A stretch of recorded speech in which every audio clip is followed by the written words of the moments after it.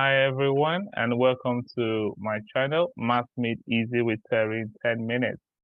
All right, so the last video we were talking about composition of functions, and I saw some example, and I gave you two rules where I said you have to substitute the inner function as the x variable in the outer function, then you simplify, okay? So please try as much as possible to review the previous video because this video is going to be like a follow-up to that video, all right? So the first one, um, let's solve some examples. So let's say given if we have f of x, okay, to be equal to cos x, and we have g of x to be equal to 3x squared plus 1, okay? And then you are told to now find f g of x. So like I told you, now anywhere you see this is the outer function, f is the outer function, g is the inner function, right? So anywhere you see in the outer function, you replace it with the g. So that will now give you cos the x. You're going to replace it with the g of x. It will now be 3x squared plus 1.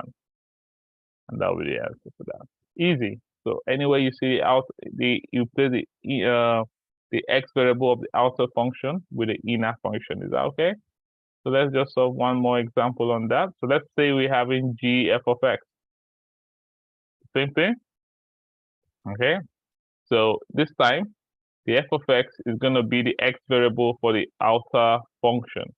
So that means it's going to be 3 into bracket cos x squared plus 1.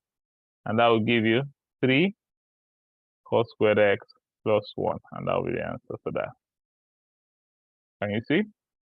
So let's solve another question. And so we just use that to wrap up. So a little bit more complex. So let me try and put it in a new screen. So let's say we have b, okay?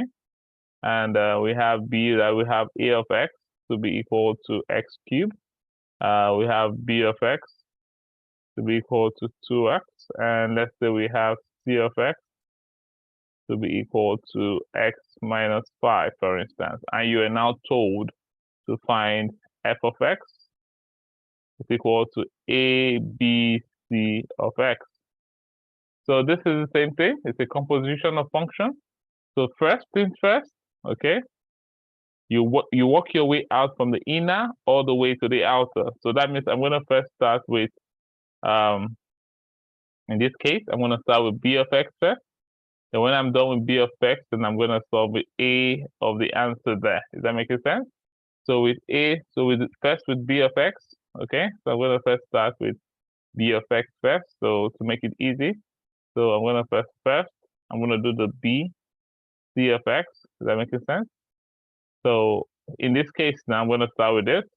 The BC is going to be the C is the inner variable, B is the outer. So C is the inner and B is the outer. So that will give me 2 into bracket x minus 5. And when you do that, it's going to give you 2x minus what? 10. Now we're done with that. So the next thing I have to do now is not to do A of this one now. Does that make sense? So now the second step, so I'm going to do, let me use another color so to make it, so I'm going to do A of this now. So it's going to be the second one. It's going to be A of the BC of x. Are you seeing? So the BC of x, everything here is going to be the inner function, and this is going to be the outer. So A, so I'm going to put it there. It's going to be 2x minus 10 raised to the power of 3. Does that make sense? So you can decide to simplify this, or you can start to open the bracket, or you can start to use binomial expansion, or you can just decide to factorize any method you want to do, or you can leave it like this if you want to. But I can also break this down by simplifying. This is x minus 5 all raised to the power 3, okay?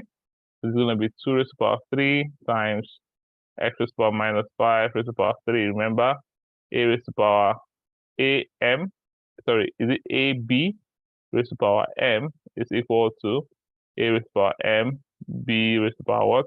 M. So that's what I'm applying here. And that will give you 2 raised to power 3 will give you 8, x minus 5 raised to power what? 3. And that will give you for that. Okay, so let's try another question. So let's say we have g of x, and we're told g of x is CAB of x. So same thing. The first thing you do, you solve AB of x first. So AB of x, so the B is going to be the inner for the A.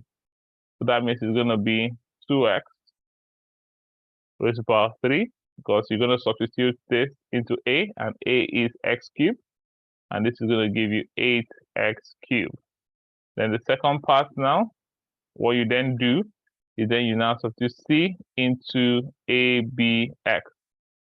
So all the ABX is going to be your inner function for C, and our C is x minus 5. So that will give you everything, which is our, anywhere you see x, you put 8x cubed minus 5, and that will give you 8x cubed minus 5. Right, so let me just add one more question here. So let's say number 3, just to remind us, I said the AX, okay, was equal to x cubed. I said BX was equal to 2x, and I also told you that the CX was equal to x minus what? 5. So now let's say we're looking for ABX, same thing, all right? So the first thing first, you have to find ABX. So you have to find ABX. So the B is going to be the x for the A. So it's going to give you 2x raised to power 3, and that will give you 8x cubed. Then we now have to now do the other part, which is going to be A of all this. So the second now is going to be A of AB all of x.